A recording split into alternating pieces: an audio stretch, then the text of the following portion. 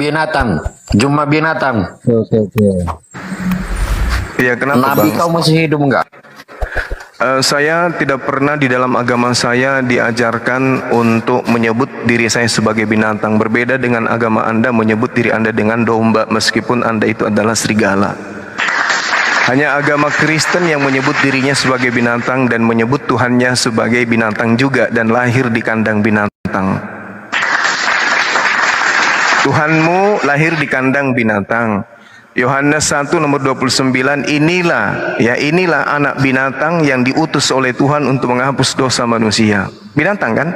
Lalu Tuhanmu di dalam Wahyu 5 nomor 6 bahwa aku pengarang Wahyu melihat bahwa ada binatang bertanduk 7 bermata 7 dan itulah ketujuh roh Theos yang diutus ke bumi. Binatang kan? Kamu kalau kamu mau naik menghujat dosa dari kamu.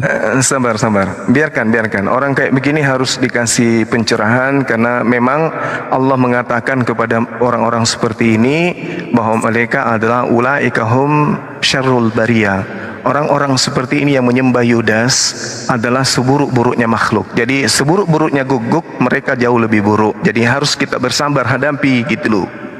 Nah, karena memang mereka ini jangankan ampas kelapa, ya, babi aja mereka makan. Jadi difum sabar.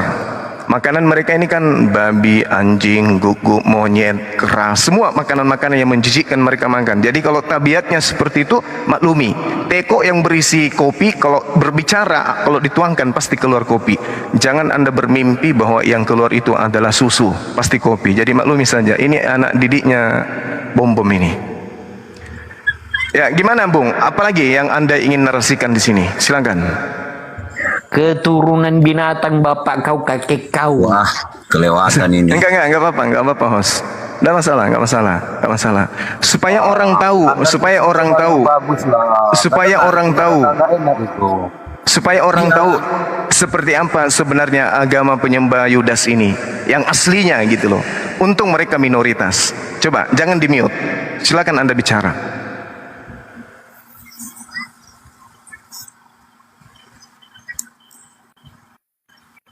Kalau Anda berbicara tentang baginda Rasulullah Muhammad sallallahu alaihi wasallam, apakah masih hidup? Wala tahsabannal ladzina qutilu fi sabilillahi amwata bal ahya. Beliau hidup. Buka mute boy, buka. Beliau hidup. Bahkan seluruh umat Islam ketika mereka meninggal dalam keadaan beriman kepada Allah, berjuang dalam iman Islam mereka mati, mereka tetap hidup. Apa ayatnya? Al-Quran surah Ali Imran ayat 169. Kalian nggak makan babi, wajah Muhammad macam babi. Tahu kau? Langsung turunkan aja orang kayak gini, tak kurungkan juga bang. Memang iya, kau aja bang, gimana turunkan bang? Turunkan aja host, turunkan aja. Turunkan nanti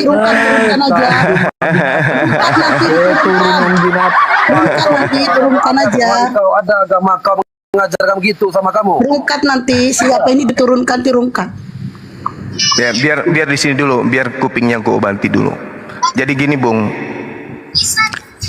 Kenapa diturunkan? Jadi gini. Assalamualaikum. Waalaikumsalam warahmatullahi wabarakatuh. Jadi agama yang muncul mengelilingi agama Yahudi, kata Yesus, itu adalah kumpulan serigala buas, kan gitu ya. Kalau Yesus sendiri mengatakan waspadalah kepada serigala buas yang datang kepadamu, maka kemudian katamu di sini ditujukan kepada murid-murid Yesus. Murid-murid Yesus itu adalah Bani Israel.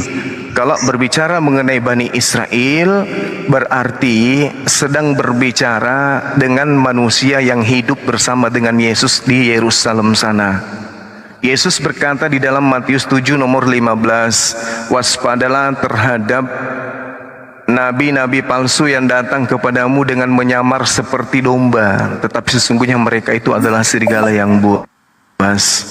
Nabi di sini artinya pemimpi, pemberita yang memberikan berita-berita palsu kemudian yang datang kepada Bani Israel. Siapa yang datang kepada Bani Israel pengikut Yesus?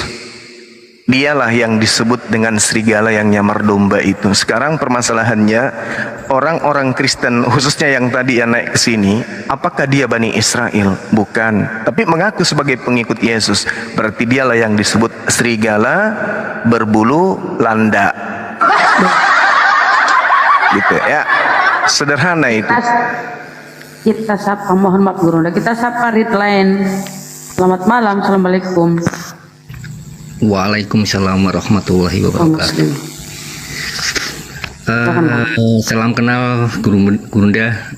Iya, Bang Suma, Bang, silakan. Salam kenal, Bang. Ya mungkin karena ilmu Bang Suma lebih tinggi, jadi ya sekedar menghormati Bang Suma aja deh. Masya Allah, merendah sahabat saya ini. Ya, silakan, Bang. Gini Bang, mau tanya masalah kemarin yang sempat dibahas sama Bang Suma tuh, yang sempat turun masalah katanya Al-Quran itu sebuah dongeng, karena dia mengutip salah satu ayat, kalau nggak salah itu mengisahkan 7 seorang pemuda yang tidur di gua itu. Oh iya. Itu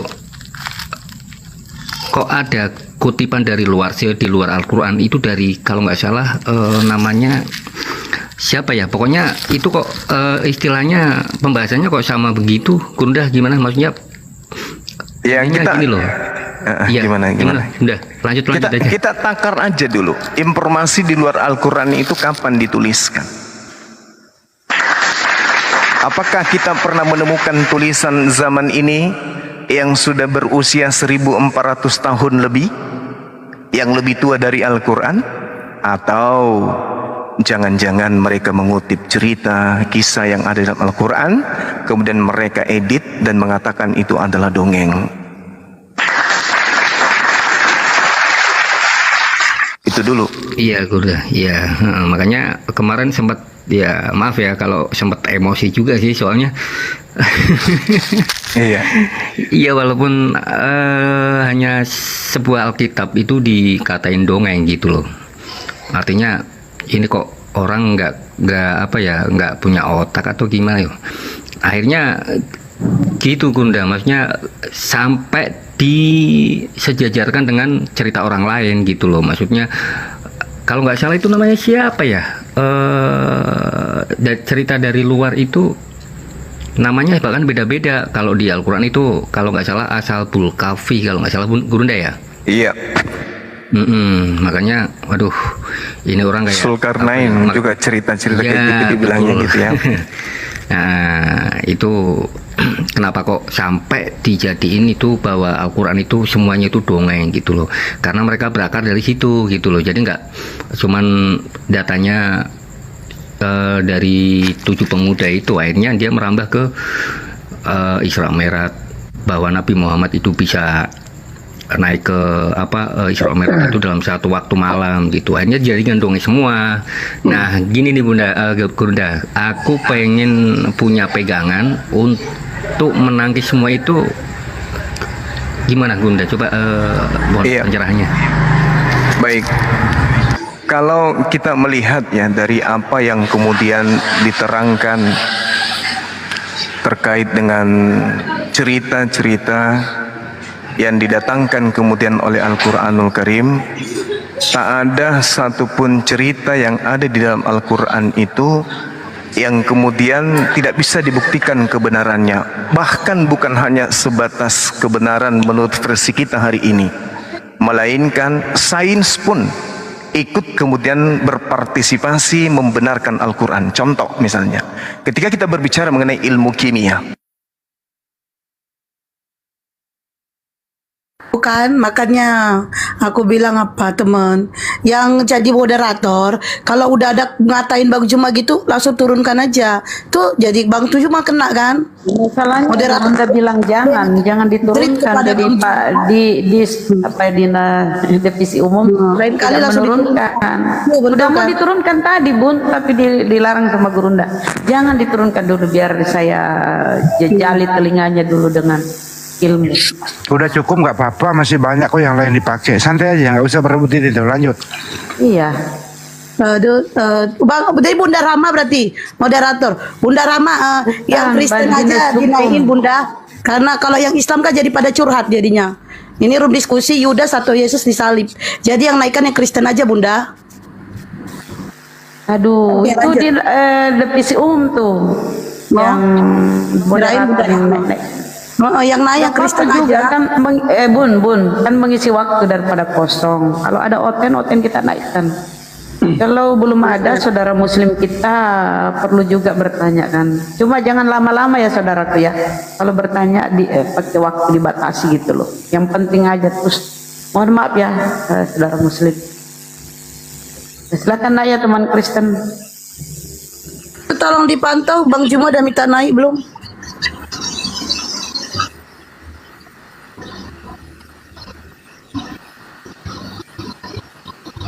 Black Sweet jangan dinaikin. Si Black Sweet Bang Andile. Kok blokir permanen langsung kayak gitu? Diam lah gua bisinggo. Mana jagoan gua? Kabur mencret jagoan gua tuh. Anisha New. Mencret Anisha New. Iya itu urusan kamu sama dia, bukan urusan saya. Kok saya yang naik, kok kamu yang kejang? Macam debat kalian Anisha New. Kamu kaget ya kalau saya naik. Gini, saya mau ngomong Bang Suma. Bang Suma di mana? Saya mau Bentar, baru naik baru kena report. Bentar dulu. Syarat bicara dengan Banyuma itu pertama harus pandai berbahasa Indonesia. Kayak Bang Suma itu nabi saja kalian itu. Nah, Suma itu manusia juga. Terlalu lebih apa Suma itu? Ya, kamu yang berpendapat sendiri, nabi. terus kau omongan sendiri kau bantah. Kau yang ngomong sendiri. Inilah orang-orang kayak kamu ada ini syarat, loh. Kau yang memakan Tuhan, babi. ada syarat, harus Kau yang memakan babi, kau tuduh orang yang suruh bersihin babinya. Nggak bisa begitu. Kok kamu kejang, Andi, kamu kok aduh kayak anak-anak kamu. Kau semana nih? Oh sini, kau nggak jadi moderator. Ini bukannya moderator Bang. Enggak bukan. Saya mau tanya Suma, buat apa pakai syarat-syarat? Memang Suma itu Syaratnya hanya pandai bahasa Indonesia. Memang Suma itu Allah kamu. Suma kan manusia, ciptaan yang hina juga. Sama dengan Yesus, sama dengan Tuhanmu. Banyuma sama dengan Tuhanmu. Siapa bilang Tuhan saya tercipta dari lendir yang hina? Kau jangan sembarang ngomong, Handi. Tuhanmu pernah makan tuh juga. Kamu punya anus nggak? Isa Al-Masih tercipta dari air mani yang hina. Kitab Anda yang mengatakan itu. Kitab Anda yang mengatakan itu. Bodoh di sini. Kitab Anda di Roma mana 1 tertulis di dalam Alkitab bahwa Tuhan saya tercipta dari air mani yang hina? Ada dalam kitab saudara ini. Dia lihat. Suma, kau tunjukkan juga. Oke, saya tunjukkan dalilnya di dalam Al-Quran. Iya, bahwa Isa itu tercipta dari air mani yang hina. Silahkan. Di mana tertulis Isa tercipta dari air mani yang hina? Saya tunjukkan di dalam kitabmu. Dia dikatakan di dalam Al-Quran. Kenapa? Dari kitabmu. Kenapa? Orang berbicara mengenai Yesus berarti di kitabmu, Bung. Lah, kenapa Yesus kan? Bicara Isa. Tuhanmu kan bukan Isa. Tuhanmu bukan Isa. Tuhanmu Yesus. Siapa? Ya makanya Tuhan saya ini siapa? Anda kan bertanya di mana tertulis di dalam kitab saudara bahwa Tuhanmu Yesus itu tercipta dari air mani kan? Itu kan pertanyaanmu?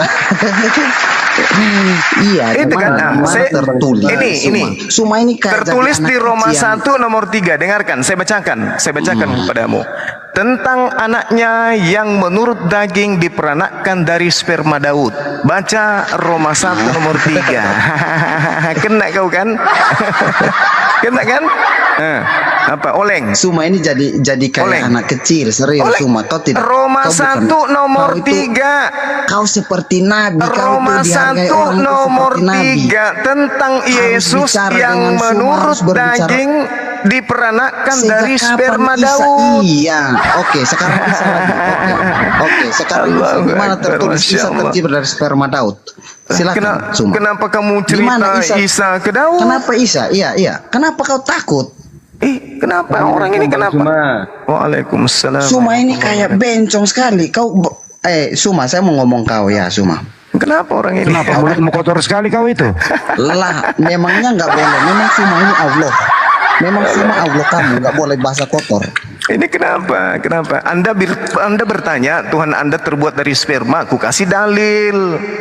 Yesus Tuhannya Kristen yang menurut daging diperanakan dari sperma Daud. Cuma lu terlalu hina, cuma Di mana tertulis Roma 1 nomor 3. Ini tertulis. Cukup Muhammad. Ini nih dari sperma Daud. Kamu ngerti sperma tidak? Jangan-jangan kau nggak ngerti Isa sperma. tercipta dari Armani yang hina. Kau jangan Jangan-jangan kayak gimana? Serius. Jangan-jangan Anda tidak mengerti apa siapa itu host ini? sperma. Jadi aku moderator sini. Cuma gini aja Suma. Kau berani tidak debat dengan Hale? Raja debat, haleluya. Kau berani tidak? Kau berani tidak Suma? Emang haleluya bisa bahasa Indonesia? Sudah bukan bahasa Indonesia tidak. Pertanyaan Oke, saya, begini. kau berani atau Saya tidak? berani. Suma. Saya kasih Suma, dia kau berani honor tidak? 200 juta. Handi, lu Saya nggak ada undang otak. dia Lu ke hargai Jakarta. Suma nggak lagi Bagaimana? ngomong. Lu nggak hargai Suma lagi Iya, ngomong saya di undang sini. dia ke Jakarta. Lu Honor hargai 200 juta. Suma lagi ngomong di sini, Handi. Hoi, Lu nggak pantas saya berbicara undang dulu dia ke dari Jakarta. Suma. hitam. Jangan, saya undang haleluya ke Jakarta. Honornya 200 Kenapa juta. harus ke Jakarta? Bagaimana? Buat habis duit saja itu, Handi. Katanya berani diskusi. Honor Iya, lo lu 200 kan juta. nggak berani. Honor lo Kenapa nggak 200 lewat juta. TikTok aja? Ngapain lewat TikTok? Langsung aja ketemu. Siapa ya? Berarti lu Siapa yang takut berani? kalau Ayo. nggak berani lewat TikTok. Suma takut. Langsung aja ketemu. Suma Dikasih honor takut. 200 Saya bilang juta. Suma takut. Saya jamin itu. Suma takut. Belum ada penyembah Yudas yang bisa mengalahkan saya diskusi, belum ada. Memang lu Tuhan. Buktinya Botol Anda sekali. kupermalukan, Anda minta bukti Yesus terbuat dari sperma. Apa? Sejak kapan Isa Saya tercipta kasih dari dalilnya. sperma? Kan botol. Kenapa larinya ke Kan Isa? botol. Kenapa ke Isa? Kan Yesus Tuhan mau, bukan Iya, Isa. sejak kapan lu ngomong lu Itu dalilnya ada. Udah kutunjukkan dalilnya samamu. Kenapa dilihat? Cuman otakmu nggak berfungsi itu. Ada Roma 1 Sudah, nomor 3. kau- Roma 1 nomor 3. Yesus Jangan- berasal dari sperma Ya, Daud. sudah. Yeay. Dasar gepeng. berani tidak. Apa pula berani tidak Kau berani berani. tidak. Bencong berarti lu bencong. Oh, dasar bahlul. Berarti lu bencong semua, munafik lu, semua pembual lu. Penyembah Yudas, kerasukan roh jahat. Iya, daripada penyembah batu, cium batu buat apa cium batu? Coba bayangkan. Batu menghapus dosa. Coba lu bayangkan itu. Kurang ajar sekali. Kita kick ya, kita Kau tendang kamu ke tong mempersekutukan sampah. Tuhan. Kamu Gini, bisa gini. diskusi nggak? Kamu Pak kabur dia. Ini penyembah Yudas ini nggak ada yang sehat kalau naik di Komal, otaknya pada miring semua. Kelamaan nyembah anaknya orang. Kurang sehat karena kebanyakan makan babi sih lo bro. Karena pasti diskusi kebencian gitu loh. Saya kan bilang tadi diskusi beradab. Anda minta data dikasih data. Ngeyel. Tunjukkan kalau Yesus itu bukan dari sperma. Terus sperma atau Daud apa itu Panyo? Nah itu dia makanya. Tunjukkan katanya kalau Tuhan kami ini berasal dari sperma, dalilnya. Dikasih dalilnya larinya ke Nabi Isa. Kan pekok.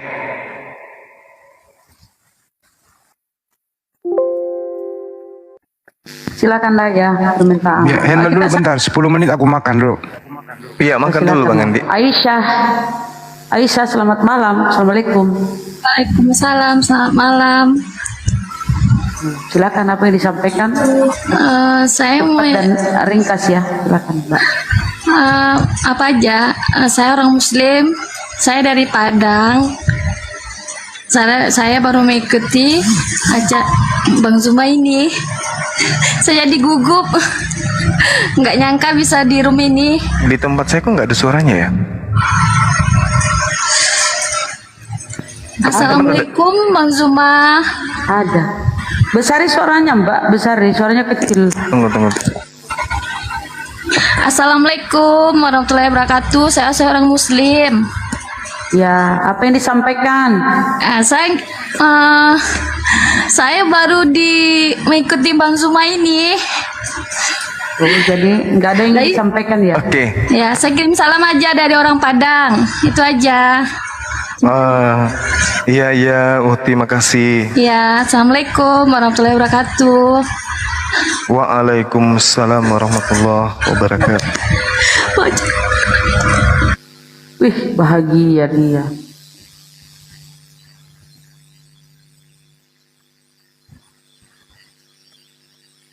Ini siapa pula ini sama pula nama? Tidak ada dia tidak mau bertanya. Ih, kok namanya sama ya? Halo, selamat malam. Assalamualaikum. Halo. Aduh, saya turunkan ya, nggak nyahut ya. Mbak siapa nih? Mbak Rahma ya. Ih, kok nama saya sama ya? Nama kita sama loh. Ayo ngomong. Halo. Sariawan itu.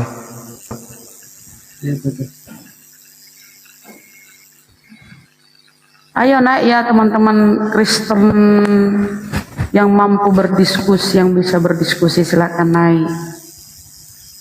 Itu loh Bang Juma, haleluya andalannya dia. Oh itu haleluya maksudnya. Aduh, haleluya rupanya. Ini divisi umum harus diajari banyak bicara nih. Kok diam-diam jadi berhala di atas? Yang divisi umum. Jadi penonton. Lagi cari tamu nih Bang, lagi cari tamu. Maksudnya? Lagi chat-chat teman pendeta ini.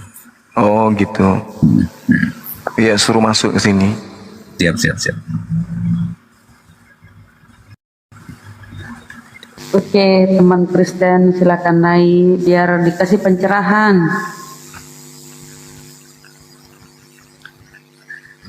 Mudah-mudahan ini Kristen. Ini divisi umum tidak bisa menaikkan ya? Bisa kan? Bang Handi juga bisa kan? Cak. Iya, Deng. Bisa menaikkan divisi umum. Bisa Bang. Jiko, selamat malam. Assalamualaikum. Ya, Waalaikumsalam. Oh, salam Muslim. kenal Bang Juma, juga rekan-rekan semua. Iya, salam kenal Bang. Saya Muslim Bang. Alhamdulillah. Saya mau nanya. Ini iya, gimana? Saya dengar tuh katanya di surga itu ada dikirim bidadari itu ya. Tadi saya dengar tuh. Itu berarti untuk kaum Adam ya. Kalau untuk kaum Hawanya ada nggak gitu? Kalau untuk kaum Hawa itu sama seperti di dunia, mereka hanya bisa memiliki suaminya sendiri. Karena pada hakikatnya bidadari itu wanita itu cenderung kepada perhiasan, Bang. Makanya wanita di surga itu dipuaskan oleh Allah dengan kebahagiaan mereka. Iya. Oh iya. Ya oke, cuma gitu aja ditanyain ya Bang. Iya, berbeda dengan laki-laki dengan perempuan. Kalau laki-laki itu kan hasratnya kepada wanita itu jauh lebih tinggi daripada wanita ke laki-laki. Sehingga Tuhan memberikan balasan kepada wanita soleha dengan apa yang mereka inginkan. Mereka cinta perhiasan, mereka cinta kemudian permata, cinta kepada materi. Maka di surga mereka diberikan materi sepuas-puasnya. Oke. Iya. Nah, cuma gitu aja Bang, makasih ya Bang. Baik. Assalamualaikum. Waalaikumsalam warahmatullahi wabarakatuh.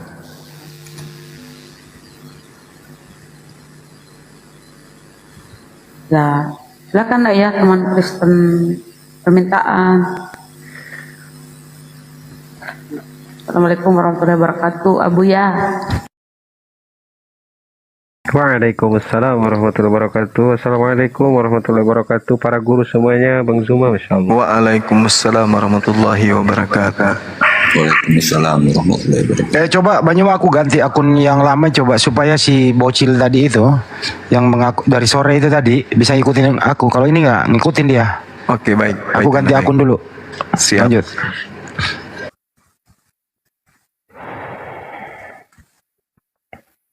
Jadi terkait dengan saudara tadi yang bertanya, Allah Subhanahu wa taala menerangkan di dalam Al-Qur'anul Karim, Bismillahirrahmanirrahim, "Wa may ya'mal minas shaliha min zakarin aw untha wa huwa mu'minun fa ulaika yadkhulunal janna wa la yuzlamuna naqira." Barang siapa, kata Allah, mengerjakan amal kebajikan, baik laki-laki maupun perempuan, sedang dia beriman, maka mereka itu akan masuk ke dalam surga dan mereka tidak dizolimi sedikit pun. Tidak akan dizolimi di dalam surga, di dalam jannah. Jadi tak bolehlah kita kemudian mengukur bidadari ini terhadap laki-laki dan perempuan. Bahwasanya laki-laki diberikan bidadari, berarti perempuan terzalimi karena mereka tidak diberikan bidadara. Tidak, Allah mengatakan wala yuzlamuna nakira. Laki perempuan semuanya diuntungkan oleh Allah di dalam surga, dan laki perempuan tidak akan dirugikan, tidak akan dizalimi sedikit pun. Ya, Allah yang mengetahui itu, bukan kita. Jadi jangan dijadikan bidadari ini sebagai tolak ukur bahwa di jannah ada ketidakadilan terhadap kaum wanita. Karena Allah Subhanahu wa taala sudah menjelaskan mereka kemudian orang-orang beriman tidak akan mungkin dirugikan oleh Allah, baik laki-laki maupun perempuan. Jadi Islam itu ketika bercerita tentang keadilan, maka Allah akan memberikan keadilan itu kemudian dengan seadil-adilnya. Wasari'u ila maghfiratin min rabbikum wa jannatin arduhas samawati wal ard uiddat lil muttaqin. Dan bersegeralah kalian mencari ampunan dari Tuhanmu dan mendapatkan surga yang luasnya seluas langit dan bumi yang disediakan bagi orang-orang yang bertakwa. Maksudnya yang bertakwa ini laki perempuan, disediakan surga yang luasnya seluas langit dan bumi. Jadi nggak ada yang diragukan, tidak ada yang dirugikan di sini. Karena tolak ukur daripada Allah memberikan jannah adalah ketakwaan. Mau laki mau perempuan, semua akan diberikan apa yang menjadi janji Allah kepada hambanya yang beriman dan bertakwa. Seperti itu. Lain cerita kalau di agama teman kita, ya, laki perempuan semua menjadi mempelai wanita. Allah karim. Aduh. Semua orang-orang di sebelah agama sebelah ketika masuk ke surga mereka semuanya menjadi mempelai wanita. Allahu Akbar. Ya Allah. Ada yang menjawab di bawah Gurunda. Oh, saya kira perempuan dapat pangeran. Kirain wanita dapat pangeran. Nah, pangerannya itu adalah suaminya itu sendiri. Gimana? Yang belum berjodoh, Tuhan akan memberikan pasangan. Semua penghuni surga memiliki pasangan masing-masing. Jadi kalau misalnya dia seorang laki-laki, beliau punya permaisuri, kemudian mereka punya bidadari. Bidadari ini adalah pelayan-pelayan. Bidadari ini pelayan untuk istrinya juga boleh, pelayan untuk dirinya juga boleh. Jadi pelayan itu bukan hanya identik dengan kepuasan seks, tidak. Yang dikatakan pelayan itu ya adalah yang melayani kebahagiaan, kenikmatan yang Tuhan berikan mereka di dalam surga. Seperti itu. Nah, kalau misalnya saya nih masuk surga, kemudian saya punya permaisuri yang cantiknya tiada tara, apakah mungkin saya masih melirik yang lain? Kan tidak. Berarti yang lainnya hanya dijadikan sebagai pelayan saja. Itu dia. Sedangkan di surga itu tidak ada lagi cemburu, tidak ada dengki, tidak ada sakit, tidak ada kotoran, tidak ada lagi zat-zat yang negatif di dalam tubuh manusia. Makanya dikatakan tubuh kemuliaan, karena tidak ada lagi di sana cacat. Tak ada lagi kemudian kemunafikan, cemburuan, iri, dengki, nggak ada lagi di surga itu. Maka yang masuk ke dalam surga hanya orang-orang yang suci. Hanya orang-orang yang suci yang masuk ke surga itu. Seperti itu. Ini ada Abuya, ada guru kita, pasti beliau lebih tahu. Allah, Gurunda ini udah jelas Gurunda. Jadi sedikit saja Gurunda ya, sampai silakan. Belum menyapa Bang Renol bentar ya, Bang Renol. Jadi Masya Allah benar sekali saudaraku apa yang disampaikan oleh Gurunda Bang Zuma, bahwa Allah itu maha adil dan mustahil Allah zalim. Sekarang di dunia saja sudah jelas ketika Allah memberikan hukum kepada laki-laki, yang mana laki-laki dibatasi oleh Allah sampai 4. Itu maha adil Allah, karena Allah menciptakan laki-laki dan kenikmatan tertinggi bagi laki-laki itu adalah perempuan. Itu mau disadari ataupun tidak, Faktanya seperti itu. Maka Allah di sana memberikan hukum yang adil, boleh lebih daripada satu daripada nanti menimbulkan perzinahan atau perselingkuhan. Nah, untuk perempuan, kenikmatan tertingginya itu perhiasan, bukan laki-laki. Maka Allah memberikan hukum bagi perempuan boleh memakai perhiasan, emas gitu kan, bahkan pakaian pun dari sutra full itu boleh perempuan. Laki-laki haram pakai emas. Laki-laki haram pakai pakaian dari sutra. Itu diperbolehkan pakai pakaian dari sutra maksimal 50% sutra, 50% katun. Kalau sutranya lebih banyak daripada katunnya, itu laki-laki sudah haram memakai pakaian yang dari sutra itu. Maka inilah maha adil Allah, bukan memberikan hukum sama rata, tetapi memberikan hukum sesuai dengan kebutuhan. Sama kita juga, adil itu bukan memberikan sesuatu disamaratakan, tidak. Punya anak dua, yang satu SD, yang dua SMA. Yang SD dikasihlah uang jajan sehari 5.000, yang SMA 5.000. Itu tidak adil. Tetapi yang adil itu SD dikasih 5.000, SMA dikasih 15.000 karena kebutuhannya lebih banyak. Mungkin seperti itu ya Gurunda, Masya Allah. Ya, Masya Allah. Allahu Akbar, Masya Allah. Terima kasih ya, Bu ya. Kita sapa dulu tamu kita. Reynold, selamat malam. Assalamualaikum. Assalamualaikum Bunda. Oh, Muslim. Waalaikumsalam warahmatullahi. Saya mau bertanya nih, tapi saya Muslim ya. Iya. Siapa yang lebih duluan masuk surga? Nabi Yesus Isa atau Rasulullah? Dan apakah Isa bisa seperti Rasulullah membelah bulan? Cuman itu saya tanyakan. Terima kasih. Iya, silakan Abu Ya dijelaskan dari hadits.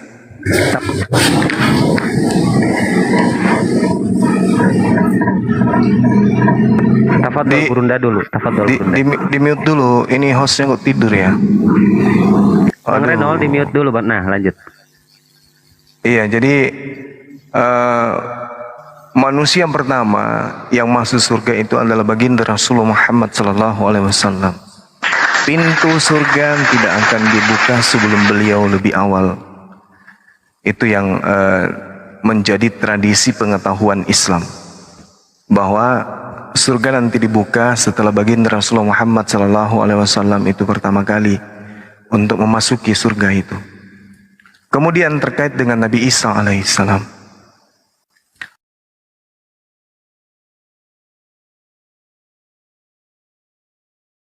itu dimuliakan oleh Allah. Tetapi ada Rasul yang spesial yang kemudian Allah terangkan di dalam Al-Quranul Karim di masa praeksistensi manusia, praeksistensi para nabi, di mana Allah Subhanahu wa Ta'ala mengambil perjanjian di antara para nabi. Apa kata Allah? Wa is ahazallahu mitsaqa wa nabiyyin lama ataitukum min kitab wa hikmah thumma ja'akum rasulun musaddiqun lima ma'akum la tu'minunna bihi wa la tansurunnah qala aqrartum wa akhazastum ala zalikum isri qalu aqrarna qala fashhadu wa ana ma'akum minasyahidin. Jadi di masa praeksistensi para nabi diutus ke atas muka bumi, Allah kemudian mengambil perjanjian yang mulia, perjanjian agung di antara para nabinya. Lalu Allah kemudian mengatakan kepada para nabi, adakah kemudian, manakah aku memberikan kitab dan hikmah kepadamu, lalu datang kepada kamu seorang rasul yang membenarkan apa yang ada pada kalian, niscaya kamu akan sungguh-sungguh beriman kepadanya dan menolongnya. Allah kemudian berfirman, apakah kamu setuju? Apakah kalian menerima perjanjianku yang demikian ini, yang demikian itu? Mereka kemudian para nabi menjawab, kami setuju. Allah berfirman, jikalau begitu bersaksilah kamu wahai para nabi, dan aku pun bersaksi bersama dengan kalian. Siapa yang dipersaksikan ini? Baginda Rasulullah Muhammad SAW. Bahwa Allah mengatakan akan datang masa seorang rasul datang mempersaksikan semua kitab dan hikmah yang diberikan kepada kalian. Lalu rasul itu membenarkan. Apakah kalian bersaksi tentang itu? Artinya bahwa para nabi mempersaksikan akan kerasulan baginda Rasulullah Muhammad SAW. Makanya Rasulullah dikatakan sebagai Rasulullah wa khataman nabiyyin. Beliau adalah penutup rasul dan penutup para nabi. menjelaskan tentang Nabi Musa, menjelaskan tentang nabi-nabi yang lain. Nah, tentang pekerjaannya kemudian, Nabi Musa hanya untuk Bani Israel, Nabi Isa hanya untuk Bani Israel, tapi beliau baginda Rasulullah Muhammad SAW kaffatan linnas litubayyina linnas, untuk seluruh umat manusia. Inilah yang menjadi pokok utama kemudian perjanjian agung Allah. Karena Rasulullah memiliki kemudian tugas yang jauh lebih tinggi daripada tugas nabi-nabi yang lain. Demikian. Masya Allah, Gurunda, saya menyambung sedikit Iya, dari silakan. lisannya Bang Zuma ya, Masya Allah tadi sudah sangat jelas. Saya cuma ingin membacakan hadis yang diriwayatkan oleh Ahmad an Anas ya. Kata di dalam hadis ini Rasulullah bersabda bahwa Ati babal jannati yaumal qiyamati fa astaftihu fayaqulul khazinu man anta faqulu Muhammadun fayaqulu bika umirtu alla aftaha li ahadin qablaka. Nanti ketika sudah beres alam mahsyar, alam hisaban, mizan, siratal mustaqim, maka orang pertama kali yang menghampiri surga adalah baginda Rasul. Sehingga baginda Rasul, atibabal jannah, saya datang kepada pintu surga. Yaumal qiyamati, di hari kiamat, fa'astaftihu, maka fayaqulul khazin. Nabi Muhammad itu meminta kepada penjaga pintu surga itu untuk membukakan pintu surga. Tetapi malaikat Ridwan, penjaga pintu surga itu bertanya, "Man anta? Siapa kamu?" Dijawab oleh baginda Rasul, "Fa'aqulu Muhammadun." Saya menjawab, kata Rasul, "Saya Muhammad Rasulullah." "Fayaqulu bika." Kenapa kok bisa malaikat Ridwan bertanya kepada baginda Rasul tentang siapa ini orang? Maka malaikat menjawabnya, "Umirtu alla aftaha li ahadin qablaka." Saya diperintah oleh Allah jangan dulu membuka pintu surga terkecuali orang yang pertama kali masuk surga adalah baginda Rasulullah Sallallahu Alaihi Wasallam. Mungkin seperti itu ya saudaraku, sedikit nyambung dari lisannya Bang Zuma tadi sudah sangat jelas. Saya cuma membacakan hadisnya saja. Allah Taala alamu bisawab. Lanjut, Bunda Rahma itu ada tamu. Oh, dia turun. Oke ya Bang Renol, ya udah ya. Terima kasih. Syukran. Assalamualaikum. Waalaikumsalam warahmatullahi wabarakatuh. Oke, silakan teman-teman Kristen ya. Tadi turun kenapa?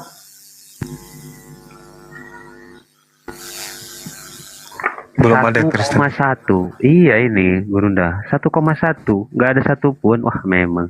1,2. Allah kali.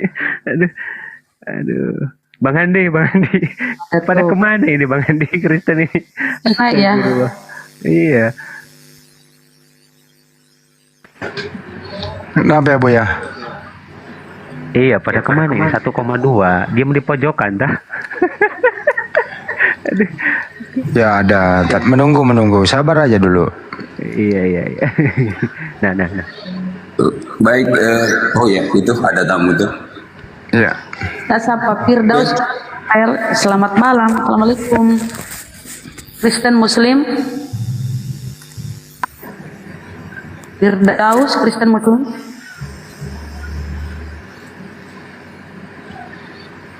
Enggak ada suara Bang. Ih, apa pula ini?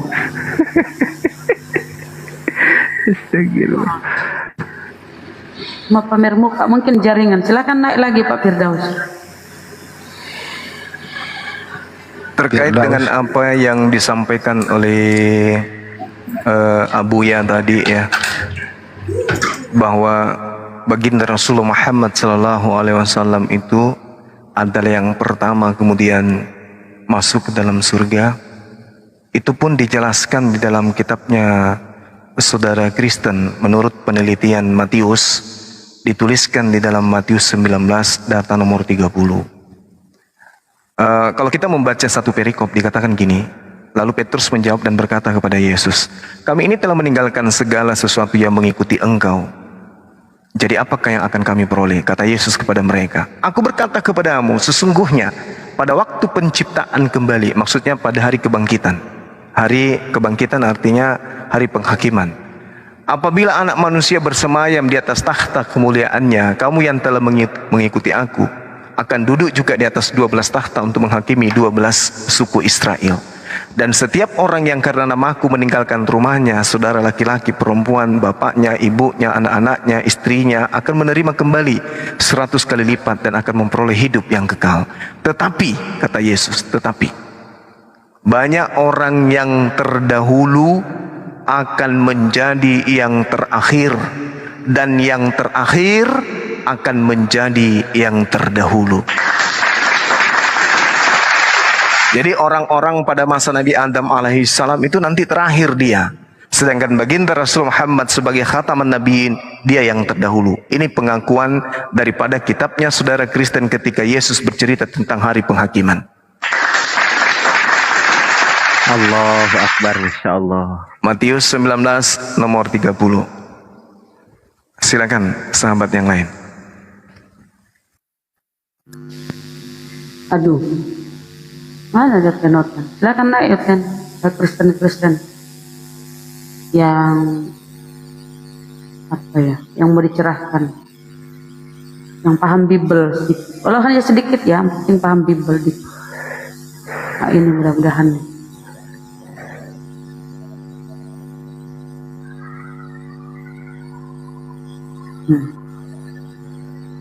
Selamat malam, assalamualaikum ulil amri.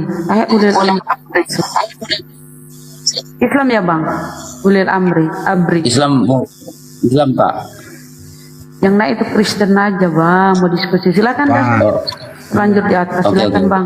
Nggak, ada siapa tahu ada mau ditanyain apa bang? Apa dia naik? Sambil isi waktu.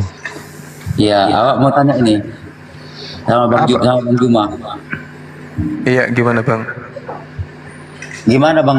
Nah, kalau istilahnya kan Nasrani kan gitu kan, meninggal ketika belum akil balik bang. Belum ada dosa berarti bang. Mereka iya, bang. masih suci ya. Oh iya, berarti dalam surga dia bang ya. Insya Allah. Amin ya Allah. Amin. Iya. Menanyakan itu aja saya bang. Oh siap. Makasih bang. Salam kenal bang ya. Iya bang. Kan belum terindikasi, belum dia makan babi bang. Masih apa dia steril ya? Bukan masalah itunya, bukan masalah makan babinya, masalah hablum minallahnya itu. Dia termasuk itu juga bang, karena anak kecil itu. Kita makan babi ya bang. Anak kecil juga kalau belum kena taklik hukum dikasih makan babi oleh orang tuanya yang berdosa, anaknya enggak. Sepakat. Iya, main sikat aja bang ya. Gitu. Jadi gini, anak yang belum balik di masa mereka ini kemudian masih di alam ruh, mereka mempersaksikan tiada Tuhan selain Allah. Wa is ahasa rabbuka min bani adam min zuhurihim zurriyatahum wa ashhadahum ala anfusihim alastu bi rabbikum. Anak oten tadi, orang Kristen tadi, anak bayinya tadi sebelum balik, ketika dia di alam roh, beliau diambil saksi kemudian, apakah engkau bersaksi bahwa aku ini adalah Tuhanmu? Nah, roh ini menjawab, qalu bala syahidna. Iya, aku bersaksi bahwa engkau itu adalah Tuhanku. Nah, ini artinya bahwa bayi di dalam manusia, makhluk manusia di alam ruh, semuanya mempersaksikan bahwa tiada Tuhan selain Allah. Alastu bi rabbikum qalu bala syahidna an taqulu yaumal qiyamati inna kunna an hadza ghafilin. Agar di hari kiamat kamu tidak mengatakan sesungguhnya ketika itu kami lengah terhadap ini semua. Jadi orang-orang yang kemudian lahir tercipta di atas muka bumi, begitu mereka balik, beliau semuanya diberikan akal oleh Allah untuk menentukan mana kebenaran itu, mana kesesatan itu kemudian. Makanya dikatakan oleh Allah mereka adalah seburuk-buruknya makhluk. Kenapa? Karena waktu masa praeksistensinya sebagai manusia, dia dikasih persaksian. Alastu bi rabbikum, apakah kamu bersaksi aku ini adalah Tuhanmu? Qalu bala syahidana. Maka dia diciptakan di atas muka bumi menjadi manusia. Tapi ketika kemudian dia masuk ke alam bumi, dia ingkar, maka disebutlah kafir. Orang-orang kufur yang mengingkari kemudian janjinya di hadapan Tuhannya, itulah mereka disebut kafir. Orang seperti itu disebut apa? Zalim. Seperti itu bang. Ini pertanyaan yang bagus. Nah, silakan. Mungkin ada tambahan dari guru yang lain. sedikit saja ya, ada sebuah syairan gurunda dari ulama usul fikih di dalam kitab Lataiful Isyarah. Ulama mengatakan, wal mu'minuna fi khitabillahi qad dakhalu ila sabi wasahi wadzal jununu kulluhum lam yadkhulu wal kafiruna fi khitabid dakhalu wal mu'minuna fi khitabillahi. Semua orang mukmin itu dikenakan oleh aturan Allah, terkena. Jadi terkhitab oleh aturan-aturan Allah. Yang tidak terkena oleh aturan Allah, yang pertama ilah sobi, bayi yang belum balik tadi, yang sudah sangat jelas dijelaskan oleh Gurunda Bang Zuma dan Bang Handi ya. Wadal junun, orang gila, dia tidak ada dosa untuk bayi ini gitu. Jadi belum dikenakan hukum taklif itu. Jadi tadi kembali ketika berbuat baik kembali kepada orang tuanya. Bahkan ketika berbuat jahat, saking baiknya Allah itu diampuni langsung karena belum mendapatkan, dalam artian belum punya catatan amal sendiri gitu. Belum punya catatan amal sendiri. Mungkin itu saja yang ditambahkannya. Wallahu a'lam bishawab. Lanjut saudara. Mantap. Pertanyaan bagus ini. Ulil Amri, udah puas dengan jawabannya atau silakan? Belum. Silakan Bang Ulil. Iya Bu. Aduh, ini gimana Ulil Amri? Bukan, nah. Enggak, tadi ngangkat anak tadi, tidur tadi, jadi enggak dengar bicara. Waduh, bertanya nggak didengerin jawabannya. Iya, sorry bang, pas pula dia tadi dipanggil tadi bang. Astagfirullahaladzim. Maafkan saya bang, maafkan. Ya, dimaafkan lanjut. Maafkan, jangan sekali lagi ya, jangan sekali-kali lagi. Ya udah dimaafkan bang. Tadi mau anak tidur di ujung sana di tempat mertua mau angkatnya. Iya udah dijawab tadi. Intinya adalah inti, ya intinya inti aja, udah itu aja. Iya. Course the course, ya itu aja ya. Ya, belum berdosa. Beda dengan ajaran si Paulus bahwa semua manusia. Okay. Jangan menolong lah. Aku sebenarnya. Oke, Bang. Terima kasih ya, Bang ya. Ada yang mau bertanya sama Bang Juma, cuman kurang paham aku nanti kalau aku bilang gini loh. Ada kawanku Nasrani, Bang Juma. Waduh. Iya. Ada kawanku Nasrani kan gitu Bang Juma. Cuman kalau ku tengok dia ini terlalu pintar, aku terlalu bodoh, kan gitu Bang Juma. Karena dia mengeluarkan firman-firman kan gitu kan, entah apa-apa keluar di kitab-kitab itu, kitab Yasa, kitab entah apa-apa gitu kan. Suruh masuk sini Bang, temannya itu yang Kristen, suruh masuk. Bilang sama dia, kau itu jangan kau tanya sama aku bilang sama dia, kau tanya itu sama Bang Juma, video Bang Juma aku kirimi semua sama dia, semua aku kirim video Bang Juma semua. Jadi mantap, bagus. Jawaban dia tuh gak enak. Dia itu asal ngomong aja itu katanya membenarkan diri. Ini bukan membenarkan diri, ini pembenaran. Gue bilang kalau kau itu membenarkan, ini pembenaran semua. Bilang dia itu Katolik Cina Katolik kan gitu. Iya. Asal Bang Juma masalah apa ini, masalah ketuhanan ini ku kirim sama dia. Gua ada rasa 20 ku kirim sama dia. Ya sudah ya Pak dulu deh. Ya udah dulu ya. Pak ya. Ajak temannya masuk ke sini Pak. Ajak dia, bujuk dia masuk supaya berdiskusi dengan Gurunda. Kalau dia pintar. Iya itulah. Tapi dia nggak berani juga. Iya pura nih kasih ya. Maksudku apa? Senjataku mau ngomong sama dia ini biar dia tuh apa gitu loh Bang Juma, paham kan? Kasih tahu Gurunda, kasih tahu apa yang kalau dia sampaikan ke Oten teman. Aku jelaskan sama dia ini. Dia percayanya sama awak, mau debatnya sama awak. Aku bilangnya Bang Juma nggak mau dia. Iya, jadi jawaban sederhananya sampaikan aja kepada mereka, kepada beliau. Iya. Kebenaran sebuah agama itu dilihat dari sebuah kitab. Sampaikan aja kayak gitu. Apakah perjanjian baru itu pernah dipegang, pernah disentuh, pernah dilihat oleh Yesus? Kalau tidak pernah, berarti kitab Anda kitab ilegal. Apapun isinya, sebenar apapun isi dari buku yang Anda genggam itu, kalau Yesus tidak pernah memberikan legalitas terhadap buku-buku itu, maka apalah artinya? Karena yang menjadi sumber firman itu adalah Yesus. Kalau Yesus tidak pernah berbicara tentang apa yang ada di dalam kitab tersebut, ya percuma kan? Iya betul Bang Juma ya. Nah itu dia, tanya aja gitu, apakah pada zaman Yesus melakukan pengajaran kepada Bani Israel, buku yang Anda genggam saat ini itu sudah ada, khususnya perjanjian lama, perjanjian baru, Lukas, Markus, Matius, Yohanes. Ini aku mau tanya sama Bang Juma, itu Lukas, Matius, Yohanes itu benar apa enggak itu? Itu apa perlu kita imani apa cuman itu? Tidak. Oh enggak ya? Enggak, itu bukan berarti firman itu Tuhan. karangan ya? Karangan itu ya? Itu itu bukan firman Tuhan dan bukan juga sabda Yesus. Loh, tapi ku dengar dari Bang Juma ada juga mengatakan si Matius mengatakan gini gitu juga Bang Juma ngomong ya. Nah, bagus. Dari situ. Pertanyaannya bagus. Jadi catatan-catatan yang muncul di dalam buku ini adalah catatan yang dihasilkan dari penyelidikan. Oh, iya. Nah, sekarang kalau ada seorang mahasiswa melakukan penyelidikan tentang, misalnya tentang apa yang bagus, tentang tumbuhan, apakah kemudian hasil dari penelitiannya ini bisa diterima? Bisa. Apakah bisa ditolak? Bisa juga. Kenapa? Karena hasil penelitiannya bukan firman Tuhan.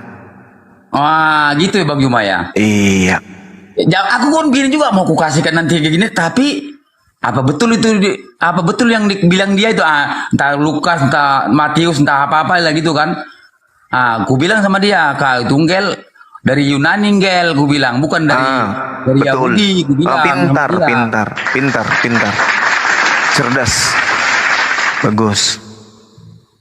Sadarkan mereka bahwa kitabnya itu adalah kitab dari Barat. Dari Barat kan Bang? Iya betul. Aku jadi ini baru semalam ku tengok, kalau nggak salah Bang Juma sama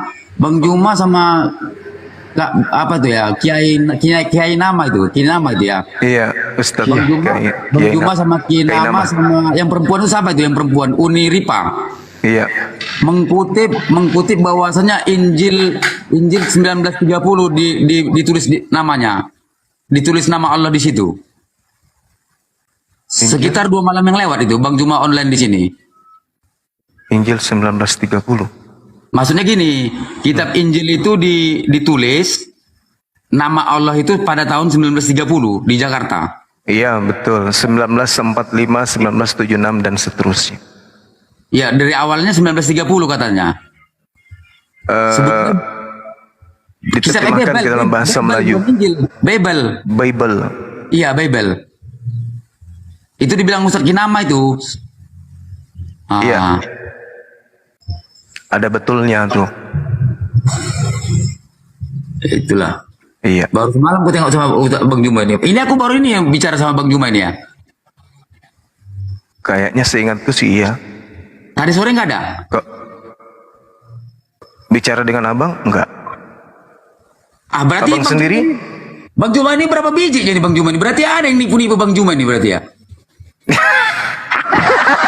Berapa biji astagfirullah, berapa biji? Ada banyak Bang, ada banyak. Ada berapa orang ini Bang Juma ini? Aku ngerti juga, tapi kok suaranya mirip. Iya. Kalau tadi sore saya nggak pernah ngomong sama abang. Tunggu dulu Bang, ini kita sambut dulu tamu bentar ya. Ini kok diantar ya. Ada koko ini. Di api nggak ada Bang, di api Bang. Assalamualaikum warahmatullahi wabarakatuh. Saya nanti mau nanya sama Bang Juma. Waalaikumsalam warahmatullahi wabarakatuh. Pak Ulil bagi waktu ya, berbagi sama yang lain ya. Oke Bang, makasih. Kembali Bang. Iya Bang. Ya, Bang Juma mau nanya Bang Juma, ada nggak sih yang menguatkan kalau memang dasarnya itu yang disalib itu adalah Yudas, Bang Juma? Dari penguatan dari mana? Antara maksudnya penguatan yang disalib itu adalah Yudas. Gitu Bang Zuma, dari antara pihak Islam dan Kristen ini. Yang pasti kalau di Islam kita tidak ada urusan dengan siapapun yang menggantikan Nabi kita Isa alaihissalam. Mau dia Pak Bom-bom, mau dia Tukul, mau Timbul, mau Cuplis, nggak ada urusan dengan kita umat Islam. Karena Islam datang kemudian mengkritisi, meluruskan fitnahan kepada Nabi Isa alaihissalam, bahwa tuduhan mereka Nabi Isa itu disalibkan, dibantah oleh Allah. Tidak kamu salibkan, yang kamu salibkan adalah yang diserupakan dengan Nabi Isa alaihissalam. Nah sekarang permasalahannya, diserupakan kepada siapa oleh Allah? Kepada kita ini? Bukan. Diserupakan bagi mereka yang menyalib Yesus Isa. Nah bagaimana caranya kita mengetahui bahwa kepada siapa diserupakan Nabi Isa itu? Tanya kepada mereka yang mengalami. Gitu kan? Jangan tanya kepada kami umat Islam, karena pada saat itu kami nggak ada. Allah mengatakan diserupakan bagi mereka. Mereka siapa? Yang menyalib, yang membunuh. Kalau mau tahu diserupakan dengan siapa, tanya mereka yang membunuh. Jangan tanya kami, karena pada saat itu kami nggak ada.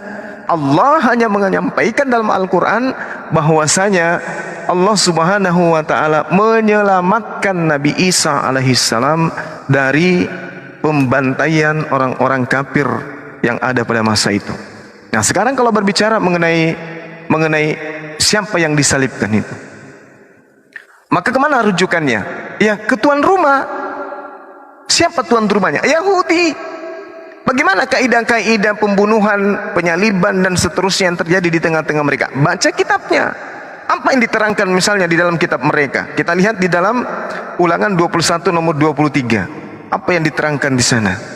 Bahwasanya orang yang dikutuk oleh Tuhan, yang digantung oleh Tuhan, karena terkutuk, mayatnya tidak boleh dibiarkan semalam-malaman di atas tiang. Artinya kalau ada penyaliban itu diperuntukkan kepada orang yang terkutuk, bukan kepada orang yang baik, bukan kepada hambanya yang suci, bukan. Jangan biarkan mayatnya tergantung di pohon sepanjang malam. Kamu harus menguburkan pada hari itu juga. Karena siapapun yang digantung dengan cara terkutuk oleh Tuhan, nah ini oleh Tuhan ini. Artinya kalau ada yang digantung, entah itu disalib, dipalang, atau dia digantung di pohon, itu adalah orang yang dikutuk. Mana dalilnya? Ulangan 21 nomor 23. Kita pakai kitabnya tuan rumah. Maka janganlah mayatnya dibiarkan semalam-malaman pada tiang itu, tetapi harus engkau menguburkan pada hari itu juga. Sebab seorang yang digantung terkutuk oleh Elohim, jangan engkau menajiskan tanah yang diberi Tuhan. Nah pertanyaannya, kenapa orang ini dikutuk? Apa sebabnya? Ternyata tertulis di dalam Ulangan 27 nomor 25, orang yang menerima suap dan menyerahkan orang benar untuk dibunuh adalah orang yang terkutuk. Menurut kitabnya orang Yahudi. Nah sekarang permasalahannya adalah siapa yang terkutuk pada zaman Nabi Isa alaihissalam, atau siapa yang terkutuk pada abad pertama, atau siapa yang memberikan kemudian pengkhianatan kepada utusan Tuhan, atau siapa yang menerima suap, atau siapa yang kemudian menyerahkan orang benar kepada tentara Romawi pada saat itu. Siapa yang menerima suap? Yudas. Yudas. Yohanes 6 70 71 bukan Yudas. Udah jelas sekali itu. Bagaimana kemudian dikatakan bahwa ada oknum yang menerima suap? Tertulis di mana? Yohanes berapa tadi? Yohanes berapa tadi? Yohanes 6 70 71. Yohanes 6 70. Itu terkutuk itu. Di situ dia terkutuk. Dia disebut iblis dia di situ. Jadi kalau dikatakan bahwasanya kutukan oleh Yesus itu muncul di Markus 14:21. Terkutuklah atau celakalah dia yang mengkhianati aku. Siapa yang mengkhianati beliau? Siapa yang mengkhianati beliau? Yudas Iskariot. Terkutuk enggak itu? Celaka kata Yesus. Itu celaka katanya.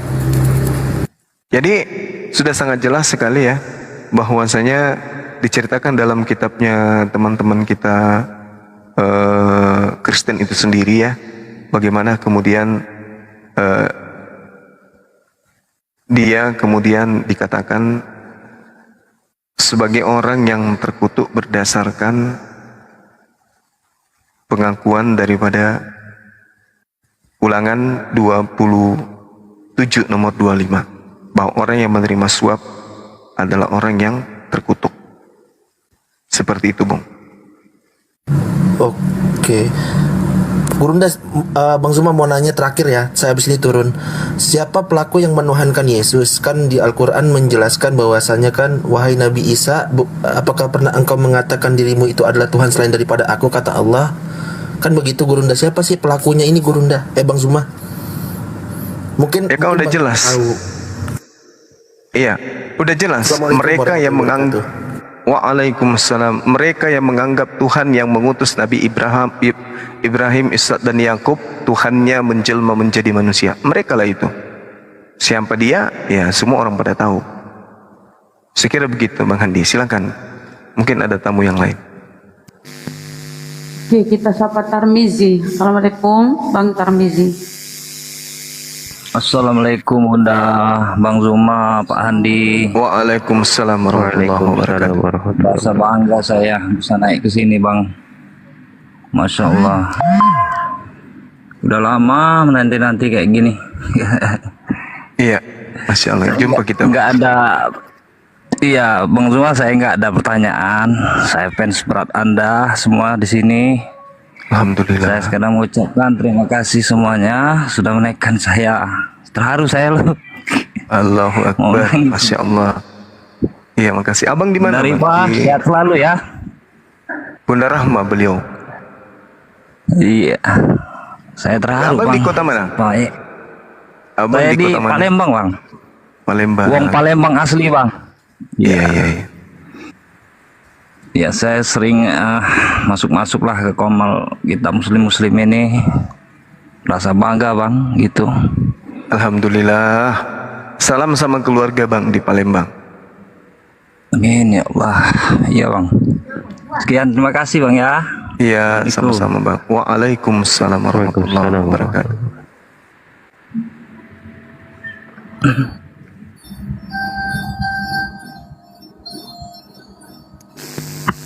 Padengcen, tapi Dengcen. Assalamualaikum warahmatullahi wabarakatuh. Waalaikumsalam warahmatullahi wabarakatuh. Iya, Daeng, semua saudara-saudaraku yang di atas. Tidak ada pertanyaan. Saya Muslim, Daeng. Iya, alhamdulillah. Cuma mau titip. Semoga teman-teman yang pejuang-pejuang ini bisa sehat walafiat. Dan semoga semua apa yang diperjuangkan bisa mendapat berkah dan mendapat perlindungan dari Allah Subhanahu wa taala. Amin ya. Amin. Kami dari Morowali, Deng. Kami dari Morowali. Mudah-mudahan di Morowali api Morowali bisa cepat terbentuk ini. Amin. Semoga ya, Bang. Insyaallah. Iya, iya. Cuman itu. Assalamualaikum warahmatullahi wabarakatuh. Kalau memang mau diturunkan silakan. Waalaikumsalam warahmatullahi Ada pertanyaan, Bang. Untuk pertanyaannya enggak, saya biar nyimak di bawah saja, saudara-saudaraku. Terima kasih. Kasih, Bang, ya. Kita turunkan ya. Iya. Makasih, Bang. Assalamualaikum semua. Makasih Bang Suma. Salam. Sama-sama, Bang. Kita sapa Muhammad Yuda. Assalamualaikum, Bang Muhammad Yuda. Assalamualaikum warahmatullahi wabarakatuh. Waalaikumsalam warahmatullahi wabarakatuh. Alhamdulillah, lamanya sudah hampir 1 tahun di TikTok. Pernah lihat di YouTube aja Bang Zuma, saya cukup salut, cukup senang untuk membela Islam ini. Itu, Abang. Iya, gimana? Yang saya mau tanyakan. Iya, Bang Yuda. Apa itu namanya, untuk api di Kalimantan Timur, Bang, khususnya di Balikpapan, karena saya ini pingin ikut gabung di api, Bang. Seperti itu di mana, Bang? Balikpapan ya? Balikpapan, Bang. Balikpapan kita sudah ada kayaknya kalau di Balikpapan itu Kalimantan apa ya teman-teman? Kalimantan Timur, Bang. Kalimantan Timur. Bang. Jadi gugup ini. Kalimantan Timur itu ya. Iya, Kalimantan Timur itu sudah ada akunnya, Bang. Akun TikToknya kayaknya ada. Kalimantan Timur. Anggota Kalimantan Timur itu sudah kurang lebih 60 personil. Oh iya Bang Zuma. Ya itulah Bang saya ingin anukan memperkuat lagi karena ya alhamdulillah kemarin juga memang saya baru dimasukkan bisa berbicara sama Bang Zuma ini, senang sekali karena kemarin juga ada sudah kita mualafkan di sini di room ini, di room Islam ini, Bang. Nah itu makanya untuk memperkuat maksud aku itu aku mau itu loh bersama teman-teman bergabung di API gitu loh, Bang. Seperti itu. Jadi saya tambah pengalaman gitu kan. Nah itu di mana, Bang, saya carinya, Bang Zuma? Coba dibawa, ada nggak dari API Kaltim? Teman-teman dibawa. Nanti tinggal saling follow aja dengan saudara-saudara kita yang ada di sini. Oh siap-siap Bang Zuma. Iya. Iya, follow dari salah satu teman kita dari API Kaltim, nanti komunikasi dengan beliau untuk digabungkan ke sana melalui pendaftaran ke sekretaris kita. Silakan. Siap Abang Zuma, nanti saya akan sebabnya baru belajar juga. Makasih banyak semuanya, Bang Handi, semuanya, Bunda Rahma, ya saya pejuang taping aja dari bawah itu. Kalau Bang Zuma lagi berdebat itu luar biasa. Masya Allah. Ya alhamdulillah, semoga saja bisa berlanjut sampai akhir hayat kita, selama masih bernapas kita bela Islam ini. Nah, terima kasih. Wabillahi taufiq wal hidayah. Assalamualaikum warahmatullahi wabarakatuh. Ya, tidak apa-apa kalau mau ditanya. Waalaikumsalam warahmatullahi wabarakatuh. Oke, lanjut. Kan Bang ya. Iya. Kita sabar dulu tamu kita. Hai Taufik, selamat malam. Assalamualaikum. Taufik. Muslim Kristen.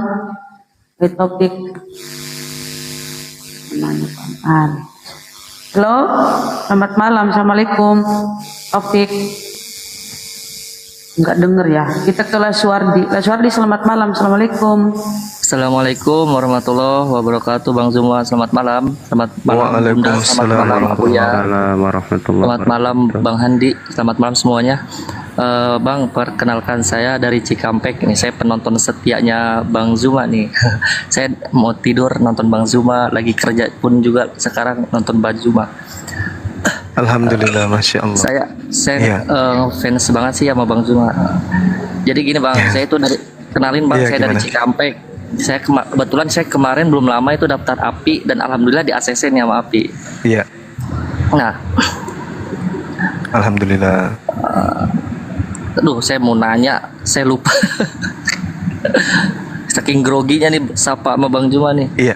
Ini ngomong-ngomong Bang, kayaknya oten-oten sepi juga ya, apa jangan-jangan udah pada mualaf nih gara-gara Bang Zuma? Mereka takut kayaknya. Oh, iya. Udah mereka gitu nggak mau diskusi lagi. Mau nyapa aja sih sama Bang Zuma. Iya. Saya lagi kerja. Saudara kita. Lagi nungguin Kristen yang mau diwariskan. Oke Bang, terima kasih ya udah bertegur sapa dengan guru. Oke, Bang Laswardi, syukran. Ya, makasih. Saya sudah follow Bang ya. Ya, makasih.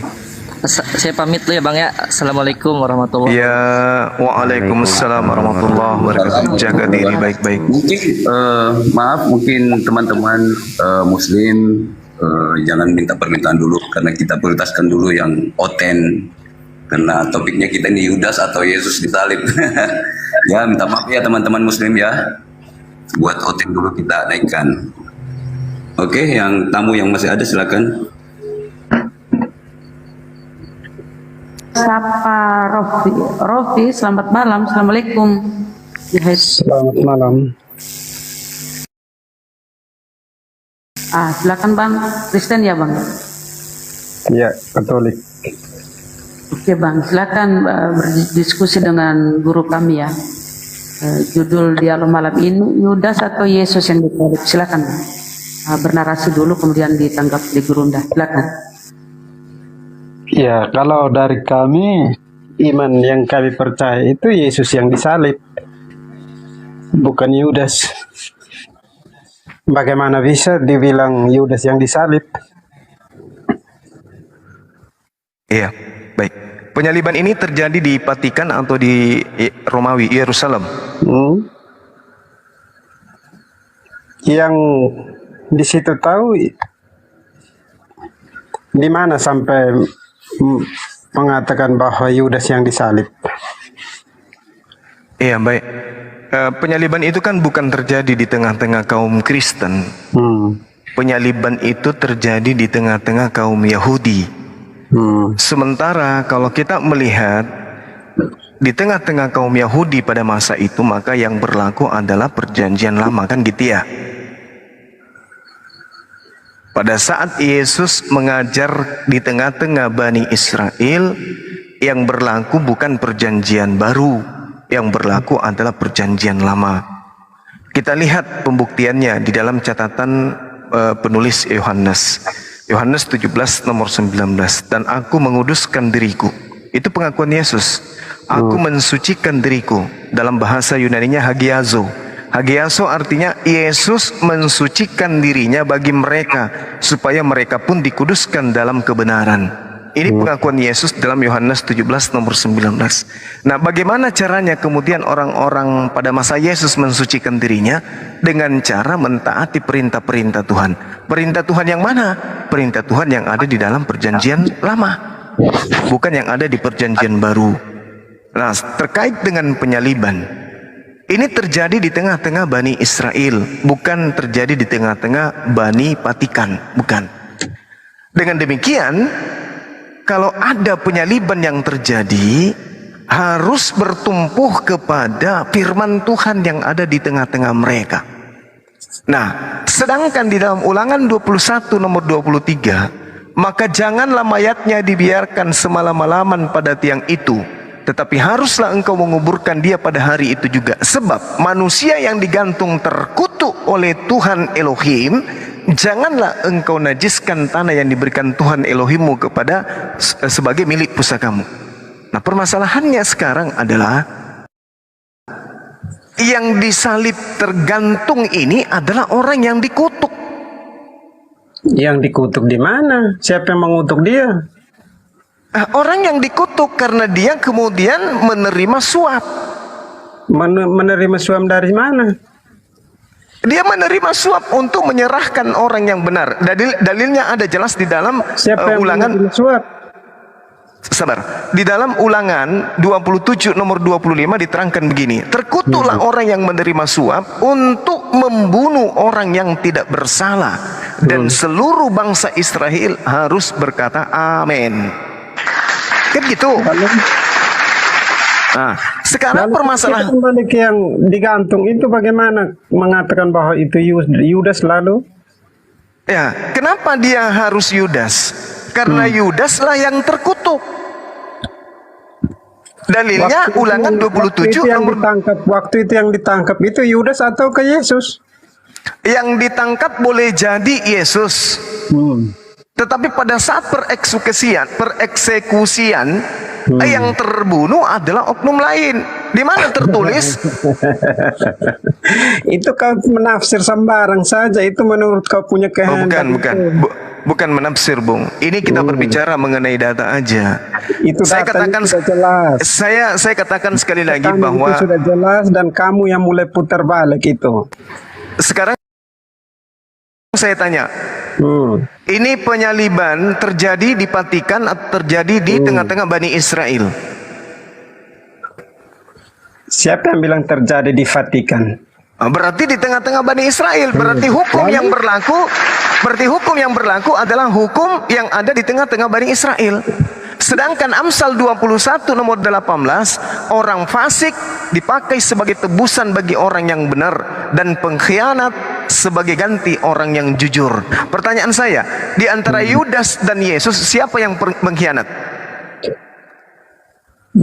Yudas lah yang mengkhianat kepada Yesus. Bagus. Ya, Yesus itu Pintar, ditangkap dan pintar, disalibkan.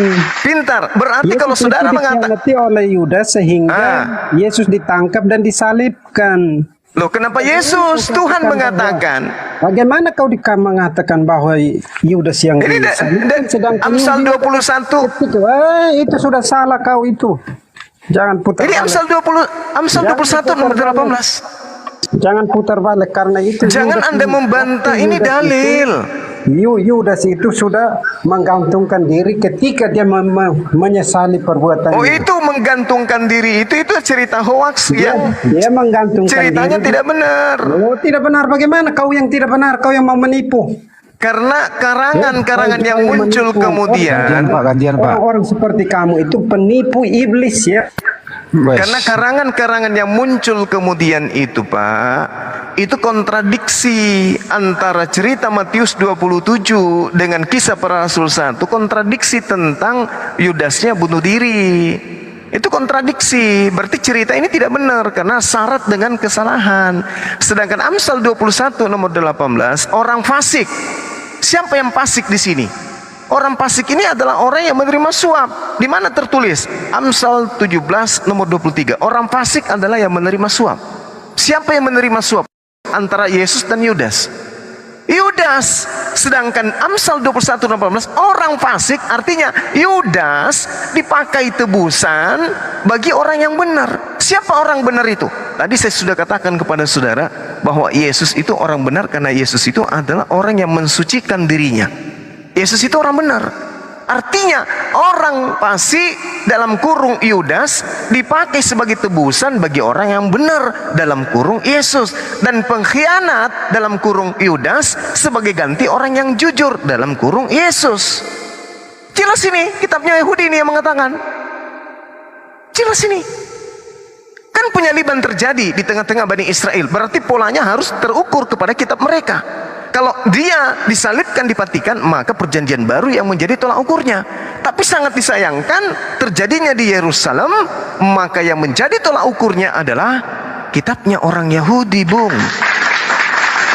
Makanya saya mengatakan bahwa yang Anda sembah itu Yudas. Kenapa? Karena Yudas adalah orang fasik, Yudas adalah pengkhianat, dan dia menggantikan orang yang jujur, dia menggantikan orang yang benar. Siapa yang benar? Yesus. Siapa yang fasik? Yudas. Siapa orang jujur? Yesus. Siapa pengkhianat? Yudas. Ini dalil.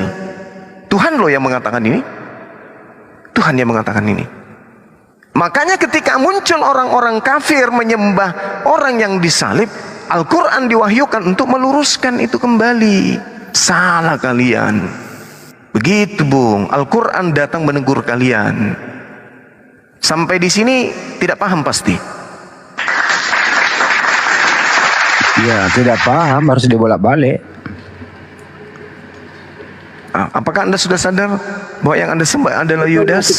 Kenapa kau matikan mic? Ya karena saya lagi bicara, Bang. Kita gantian. Sekarang giliran Anda. Silakan. Betul. Yesus tidak pernah digantikan oleh Yudas. Karena berarti Yesus ini adalah Yesus, dan Yesus itu disalibkan untuk menebus dosa-dosa seperti kau. Sekarang begini, Bung. Sabar. Kamu itu adalah orang-orang iblis yang menggoda iman-iman orang yang. Kok jadi diskusinya begitu, Pak? Ya, jadi gini, karena memang saya tidak. Begini, saudara. Yudas yang. Begini, Bung, dengarkan saya. Yesus itu bodoh. Jangan gitulah, diskusinya yang baik lah. Yang sopan, Pak. Diskusi yang baik. Diskusilah yang baik. Kalau saya salah, tolong ditegur dengan Anda menangkis semua data yang saya sajikan dengan data juga. Anda mengatakan Yesus mati disalib untuk menebus dosa. Itu menurut Kristen, ya kita hargai, kita tepuk tangan untuk itu. Itu untuk Kristen. Tapi untuk tuan rumah yang disalib itu adalah orang terkutuk. Bukan untuk menebus dosa. Tidak ada seperti itu. Jalan salib itu sudah jelas. Oke, Yesus hidup di zaman perjanjian lama atau hidup di zaman perjanjian baru? Yesus itu perjanjian lama itu Tapi Yesus belum hidup. Yesus datang untuk menggenapi. Yesus hidup itu di Bani Israel. Hukum Yesus Taurat datang untuk menggenapi. Hukum Taurat itu untuk Bani Israel. Untuk menggenapi bodoh. Yesus itu adalah Bani Israel, Pak, Yesus bukan orang datang Vatikan. itu. Perjanjian lama itu. Perjanjian lama itu berlaku untuk Bani Israel. Yesus itu Bani Israel, Pak, bukan orang Vatikan. Sedangkan materi-materi penyaliban untuk nebus dosa itu hadiah untuk Vatikan. Itu untuk orang Kristen, orang Barat punya ajaran itu. Jangan membodohi orang. Tidak semua Enggak, orang bodoh. bukan begitu, Bang, bukan Tidak begitu. semua orang Sekarang begini. bodoh. Oke. Sekarang tolong ajarkan saya yang mana yang pengkhianat, Yesus atau Yudas? Supaya saya jelaskan. Nah. Iya. Siapa yang berkhianat, Yudas atau Yesus? Itu pertanyaan. Ketika saya jawab, kau mengatakan bahwa itu. Makanya dengar, bodoh. Saya tanya, siapa yang berkhianat, Yesus atau Yudas? Pertanyaan itu anak TK di Katolik itu sudah tahu semua. Kok pertanyaan disalahkan, Pak? Iya, jadi siapa yang berkhianat di situ, Pak? Tunggu. Yesus atau Yudas? Yesus itu dijual oleh Yudas dengan 30 keping. Berarti yang terkutuk di situ. Dengar, saya masih ngomong. Oke, silakan. Setelah Yesus ditangkap dan ketika Yudas menyadari kesalahannya, dia sendiri menggantungkan dirinya. Oke, berarti yang terkutuk dia sudah meninggal. Lalu disalibkan itu yang orang meninggal. Bagaimana? Nah, cerita itu tidak seperti itu. Cerita apa itu cerita? Gantian Pak. Jangan emosi dulu, Pak. Jangan emosi, Pak. Santai aja kita diskusi. Emosi, jangan kasih mati mic karena saya mau ngomong itu semua orang bisa dengar. Iya, ganti-gantian kita bicara. Iya kan? Bukan Gantian. itu dari tadi kamu yang ngomong kok. Ya, giliran saya sekarang. Ulangan 20. Ulangan 27 nomor 25. Jangan omong dulu, saya yang omong dulu. Terkutuklah orang yang menerima suap, yang menyerahkan atau yang membunuh seseorang yang tidak bersalah. Mengganggu iman orang lain dan mau mencari uang. Ini kok nggak bisa diskusi pakai data ya, Pak? Aku di sini hanya mencari uang. Kok cari uang pula, Pak? Biarin Bapak ya, nanti aku yang tahu. Kami itu tertulis jelas. Kenapa cari uang, Pak? Ini ulangan 27 nomor 25. Jelas. Terkutuklah. Baca semua Alkitab. Terkutuklah orang yang menerima suap untuk membunuh seseorang yang tidak bersalah. Sekarang siapa yang menerima suap untuk menyerahkan seseorang yang benar kepada tentara Romawi? Apakah Yesus yang menyerahkan Yudas? Apakah Yudas yang menyerahkan Yesus? Apakah Yesus yang menerima suap ataukah Yudas yang menerima suap? Yang mana ya di antara kedua oknum ini, Pak, yang menyerahkan orang benar dan kemudian menerima uang suap? Yesus atau Yudas? Yudas yang mengkhianati. Yudas kan? Nah, oke. Yudas kan, Pak? Nah, Yudas kan, Pak, yang terkutuk karena dia menerima suap, betul? Betul? Tetapi dia sudah meninggal saat dia menggantungkan diri. Saya tanya, yang menerima suap ini adalah orang yang terkutuk. Siapa yang terkutuk? Yudas atau Yesus? Itu pertanyaan menjebak. Karena memang kebenaran itu di situ, Pak. Kebenarannya itu di situ. Anda tidak bisa membantah kebenaran dengan kebohongan. Yang saya tanya, yang menerima suap dan untuk menyerahkan orang benar untuk disalibkan, Yudas atau Yesus? Coba Anda jawab. Yang menyerahkan setelah menerima suap. Jangan bilang. Kalau kau kesmati Mike. Iya, kan pertanyaan saya Anda nggak jawab. Pertanyaan saya dengarkan. Terkutuklah orang yang menerima suap. Sekarang saya tanya, siapa yang menerima suap? Yesus atau Yudas? Itu nanti terkutuknya di mana? Saat di mana? Ini ulangan 27 nomor 25. Tulisannya jelas, terkutuk terkutuklah orang yang menerima suap. Pertanyaan saya, siapa yang menerima suap? Yesus atau Yudas? Pertanyaan itu sudah saya jawab. Siapa? Yudas sudah meninggal, tapi kita Oke, kembali ke Yudas. Oke, Yudas. Siapa yang terkutuk? Yang menerima suap Yudas. Siapa yang terkutuk? Yudas. Oke. Orang yang disebutkan di dalam Galatia 3 nomor 13, orang terkutuk atau orang mulia? Yang digantung yang disalibkan. Kita kembali ke yang disalibkan ini. Nah, yang disalibkan ini orang terkutuk atau orang mulia? Yudas sudah meninggal saat Saya tanya, yang terkutuk ini orang yang digantung ini, yang disalib ini orang terkutuk atau orang mulia? Itu Yesus yang mau itu. Saya ulang lagi pertanyaan saya, Pak. Saya ulang lagi.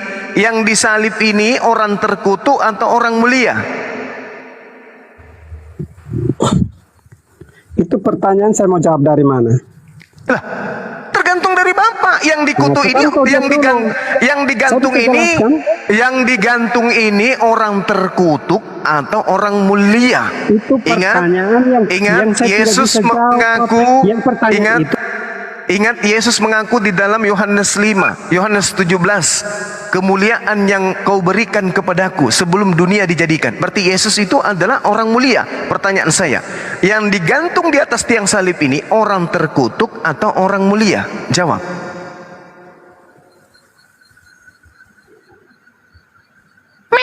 Jawab, Pak. Orang terkutuk atau orang mulia, Pak?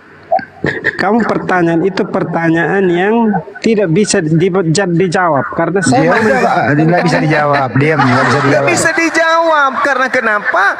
Yang digantung ini orang terkutuk, sedangkan Yesus bukan orang terkutuk. Yesus itu orang mulia. Itu salah on. Saya ulang, Yesus ini orang mulia atau orang terkutuk? Yang digantung di atas tiang salib ini orang terkutuk atau orang mulia? Itu orang yang hatinya mulia. Mulia yang digantung di salib. Hati orang mulia. Digantung di salib ini orang mulia gitu? Ya, orang mulia. Oh, nggak bisa, karena Tuhan mengatakan. Dalilnya ada. Nggak bisa bagaimana? Dalilnya ada bahwa yang digantung itu adalah orang terkutuk, bukan orang mulia. Pertama dalilnya, dengarkan. Pertama dalilnya, Ulangan 21 nomor 23. Itu dalil yang pertama, bahwa orang yang digantung terkutuk oleh Tuhan. Nah, berarti yang digantung ini adalah orang terkutuk berdasarkan Ulangan 21 nomor 23. Lalu kemudian surat Paulus di dalam Galatia 3 juga mengatakan demikian. Kristus telah menebus kita dengan cara menebus Taurat dengan cara apa? Dengan terkutuk. Sebab ada tertulis terkutuklah. Woi, bodoh. Kau udah menipu itu. Galatia 3, dengarkan, Pak. Kristus telah menebus kita dari kutuk hukum Taurat dengan jalan menjadi kutuk karena kita. Sebab ada tertulis, terkutuklah orang yang digantung pada kayu salib. Ini yang digantung ini adalah orang mulia atau orang terkutuk? Dengan cara terkutuk itu seperti dengan cara apa, coba? Ini digantung dia, dengan digantungnya dia membuktikan dia orang terkutuk.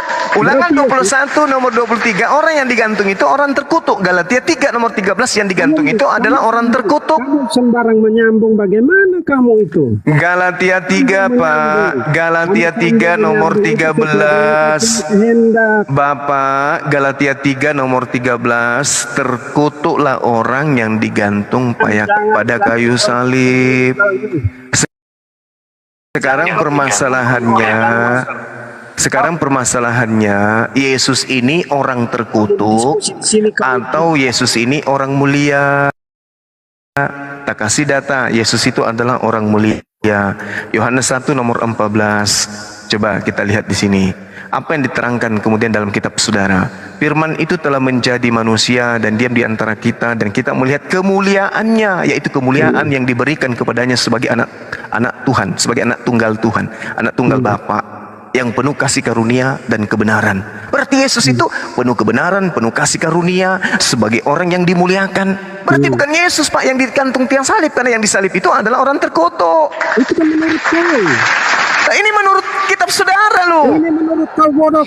Oh, aduh, kok jadi emosi, Pak? Ini kitab saudara yang mengatakan ini. Saya jelaskan dulu tuh supaya kau tahu. Oke, silakan. Silakan Anda menangis, silakan. Saya mau dengar suara Anda nangis. Ya, silakan. Ya, silakan. Silakan. Pada waktu Yesus mau ditangkap, sebelum itu Yesus sudah tahu siapa yang akan mengkhianati dia. Orang yang mengkhianati dia ada bersama mereka. Ya, terus ketika Yesus ditangkap, Yudas kenapa? Menyadari kesalahannya dan pergi menggantungkan diri. Setelah dia mati, Yesus diadili. Saat diadili tidak ada apa tuh? Salah. Yesus tidak ada salah sedikit. Tidak ada salah. Tetapi tetap disalib, tetap disalibkan, jalan salib itu kan tetap. Oh, enggak bisa. Untuk apa? Enggak bisa bagaimana? Untuk apa dia disalib? Itu karena untuk apa? Banyak umat yang menginginkan Yesus itu disalibkan. Untuk apa? Untuk apa Yesus disalib? Untuk apa Yesus disalib? Untuk apa?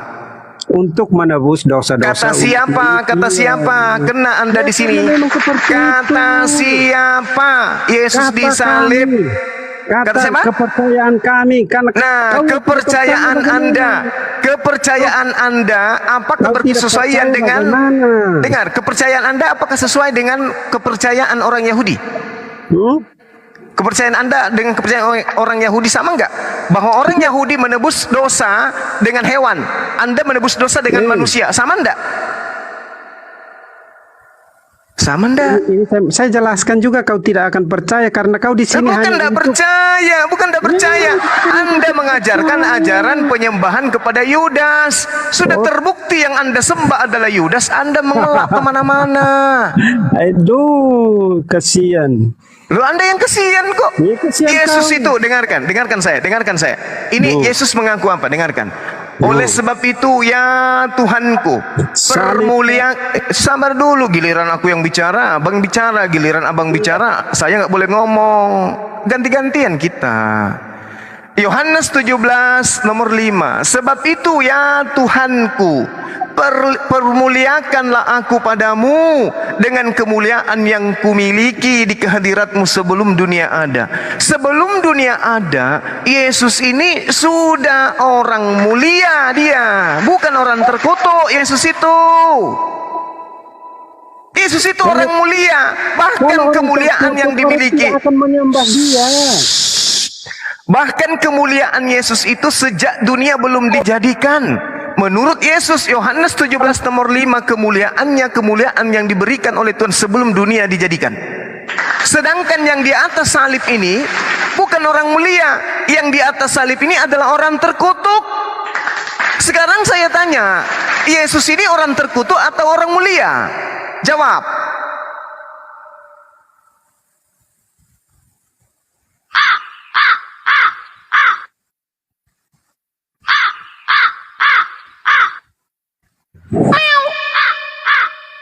Jawab Pak.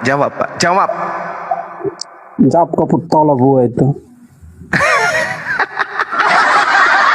Yesus ini orang terkutuk atau orang mulia? Jawab. Orang mulia. Masya Allah. Kalau orang mulia Yesus itu, berarti bukan Yesus yang disalib. Kau tadi dengar penjelasan saya ke tidak? Sekarang saya tanya Pak, yang dikutuk di atas, yang digantung ini orang terkutuk atau bukan? Yang dikutukkan oleh manusia. Apaan ini? Hai, yang digantung di atas tiang salib ini orang terkutuk atau bukan? Bukan. Lah, bagaimana dengan tulisan Galatia 3 nomor 13? Ketika Yesus, Galatia 3 nomor 13, Kristus telah menebus kita dari kutuk hukum Taurat dengan jalan menjadi kutuk. Karena ada tertulis, terkutuklah orang yang digantung di atas kayu salib. Ini tertulis tertulis yang digantung di atas tiang salib itu adalah orang terkutuk. Yesus bukan orang terkutuk. Yesus bukan orang mulia. Lalu siapa orang yang terkutuk ini? Yang terkutuk ini adalah orang yang makan suap, yang menyerahkan orang benar untuk dibunuh. Mana dalilnya? Ulangan 27 nomor 25 yang saya bacakan kepada saudara. Terkutuklah orang yang menerima suap untuk membunuh seseorang yang tidak bersalah. Terkutuk kan? Orang yang menerima suap, yang menyerahkan orang yang tidak bersalah. Ini siapa nih yang dimaksud? Yudas kan, Pak? Mau lari kemana? Sudah. Ya sudah. Sadarilah itu bahwa yang Anda sembah itu adalah Yudas. Sudah. Sudah. Nanti saya omong kau tidak. Ya udah. Anda buktikan aja kalau Yesus itu manusia terkutuk. Buktikan aja. Yes. Nah, jadi baik. Silakan. Buktikan kepada saya bahwa Yesus itu adalah manusia terkutuk. Silakan. Tidak akan ketemu kalau Yesus itu manusia terkutuk. Alhamdulillahirabbil alamin. Masya Allah. Takbir. Allahu Akbar. Udah, Anda sendiri yang menjawab. Berarti bukan Yesus yang disalib. Kok sih? Tidak ada seperti itu. Ada. Tidak ada. Ada apa? Ada apa? Anda sendiri tidak mampu membuktikan.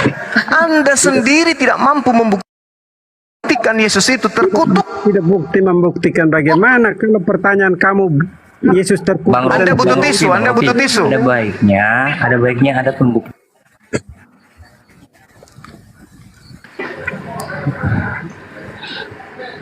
Cek. Sabar Pak. Pertanyaan itu hanya Yesus terkutuk atau tidak. Ketika buktikan ke saya. Buktikan ke saya Yesus itu. Kenapa Bapak kesurupan? Kenapa? Tidak kesurupan, tetapi karena kau pembodoh itu. Buktikan kepada saya. Buktikan kepada saya Yesus itu adalah manusia terkutuk. Buktikan ke saya. Jangan cuma iman kami percaya itu adalah manusia terkutuk. Buktikan. Kami yakin bahwa Yesus itu adalah orang baik, makanya kami puji dia. Bagaimana kami buktikan bahwa dia itu adalah orang yang... Kalau Yesus itu orang baik, berarti Anda membantu saya membuktikan bukan Yesus yang disalib. Thank you. Yang saya butuhkan sekarang pembuktian bahwa Yesus itu manusia terkutuk. Bagaimana? Yang disalib, dengarkan Pak, Bapak dengarkan Pak ya. Gini. Oke. Kalau dengar dulu. Kalau Galatia 3 nomor 13 dikatakan begini. Kristus telah menebus kita dari kutuk hukum Taurat dengan jalan menjadi sabar dulu. Dengan jalan menjadi kutuk karena kita. Sebab ada tertulis, terkutuklah orang yang menggunakan baju pramuka. Nah sekarang kalau dia bukan Yesus, buktikan kepada saya Yesus tidak menggunakan baju pramuka. Kalau Yesus menggunakan baju pramuka, berarti dia yang terkutuk. Ternyata cek per cek Yesusnya menggunakan kain lenan, berarti bukan dia. Kan gitu. Terkutuklah orang yang ada di atas tiang kayu salib. Sekarang buktikan kalau itu adalah Yesus, buktikan kalau Yesus itu terkutuk. Mana buktinya Yesus terkutuk? Tunjukkan dalilnya bahwa Yesus itu terkutuk. Ada dalilnya. Coba saya tanya, waktu disalibkan itu ada berapa orang yang disalibkan waktu itu? Ada 3. Ada 3. Iya. Siapa yang di tengah? Yesus menurut kalian? Yang di kiri? Yang di kiri penjahat, kiri kanannya. Nah. Terus? Yang mana apa? Matanya dicungkil burung gagap. Ya. Sekarang permasalahannya adalah bukan itu. Permasalahannya buktikan kalau Yesus itu penjahat. Buktikan kalau Yesus itu adalah orang terkutuk. Karena yang disalib hanya orang terkutuk. Gimana sih? Serba salah, Pak. Buktikan Yesus itu adalah orang terkutuk. Bagaimana orang dipercaya sebagai Tuhan, kok masa saya mau buktikan bahwa dia itu adalah orang terkutuk? Bagaimana dia itu? Kalau begitu, kalau Yesus bukan orang terkutuk, berarti bukan dia yang disalib. Gimana sih? Ini barang sederhana kok dipersulit, Pak.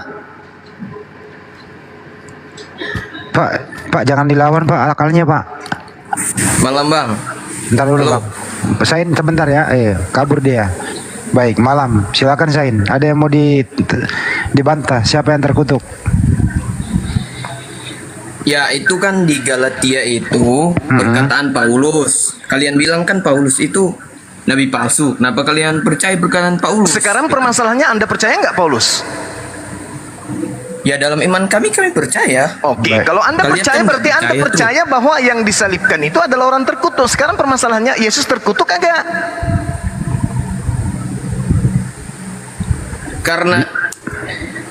Karena Yesus mati di kayu salib, makanya dia menebus dosa kita. Dosa kita pula, nenekmu kiper, ngapain kau bawa dosa kita? Emang siapa lo? Orang yang terkutuk di tengah-tengah Bani Israel itu disebabkan karena suap, bukan karena menebus dosa orang. Mana ada dalilnya di kitabnya orang Yahudi? Ingat, saya katakan kepada saudara Kristen, penyaliban terjadi di tengah-tengah Bani Israel, penyaliban tidak terjadi di Papua.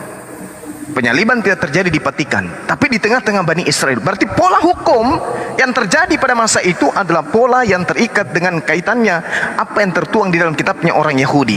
Ingat, di dalam Ulangan 27, rentetan orang-orang yang terkutuk Tuhan sudah jelaskan di sana. Siapa aja yang dikutuk oleh Tuhan di dalam Ulangan 27 itu? Di situ terekam. Ada enggak Yesus masuk ke dalam kaidah terkutuk di dalam kitabnya orang Yahudi? Kalau Anda mengatakan ada, apa salah Yesus sampai dia dikatakan terkutuk? Coba tunjukkan kepada saya, buktikan Yesus itu punya salah. Gua gak hafal ayatnya, tapi kalau gua pernah dengar Yesus itu mengaku anak Allah. Nah, anak Allah ini sama dengan mengaku Allah gitu. Makanya orang Yahudi pada saat itu marah. Makanya Yesus kan disalib. Bagaimana dengan Israel yang disebut sebagai anak tunggal? Bagaimana dengan orang-orang yang saleh yang disebut sebagai anak-anak Elohim? Kenapa nggak disalib? Jadi itu hanya alasan yang dibuat-buat berdasarkan Matius 26 nomor 59. Mulai hari itu Mahkamah Agama dan imam-imam kepala dan mahkamah-mahkamah agama melakukan kesaksian-kesaksian palsu untuk Yesus agar Yesus bisa dibunuh. Jadi itu hanya kesaksian palsu. Sekarang permasalahannya adalah kita nggak perlu bertanya nih, yang terjadi sekarang penyaliban, dan penyaliban terjadi di tengah-tengah Bani Israel. Menurut Bani Israel yang disalibkan ini wajib hukumnya adalah orang yang terkutuk berdasarkan kitab mereka, Ulangan 21 nomor 23. Pertanyaannya, apa sebabnya sampai Yesus itu bisa terkutuk? Dosa-dosa kita itu ilmu dari mana? Di mana di kitab yang diajarkan oleh Yesus dosa manusia Coba bisa di ditebus Galatia tadi, coba di kitab tadi Bang Zuma baca ulang itu, dibaca ulang. Kristus telah menebus kita dari kutuk hukum Taurat. Ini pengakuan Paulus kan? Nah, itu. Sejak kapan hukum Taurat itu adalah kutuk? Siapa yang ngajarin kalian? Kalau hukum Tuhan itu adalah kutuk, di mana ilmunya hukum Tuhan itu adalah kutuk? Coba baca Ulangan 6. Bukankah hukum Karena Taurat manusia itu berdosa, makanya Tuhan membuat perjanjian begitu. Loh, manusia berdosa gimana? Ini sudah fitnahan yang sangat luar biasa. Kristus telah menebus kita dari kutuk hukum Taurat. Sejak kapan hukum Taurat itu kutuk? Sejak kapan? Siapa yang ngajarin? Sedangkan Ulangan 6, itu kan perkataan Paulus, ngapain kalian percaya gitu? Kalian bukan Kristen, bukan masalah percaya atau tidak percaya. Justru di Anda ini penderitaannya sekarang di Anda. Kami tidak percaya data ini, kami nggak percaya. Sekarang yang mengimani salib sebagai jalan keselamatan kan ente, bukan saya kan? Ya makanya itu. Nah, ngapain gitu dibahas? Karena Anda percaya ini, makanya saya tanya. Di mana dituliskan bahwa Taurat itu adalah kutuk? Itu di mana? Ulangan 6, Ulangan 4. Hukum Taurat itu adalah hukum yang memberikan kehidupan kepada Bani Israel, bukan memberikan kutukan. Makanya Yesus mengatakan dalam kitab saudara, barang siapa yang meniadakan setitik pun meskipun yang paling terkecil, apa itu? Mereka akan menempati tempat terendah di dalam kerajaan langit. Berarti kena kutukan kalau menghilangkan hukum Taurat. Ini kok malah sebaliknya?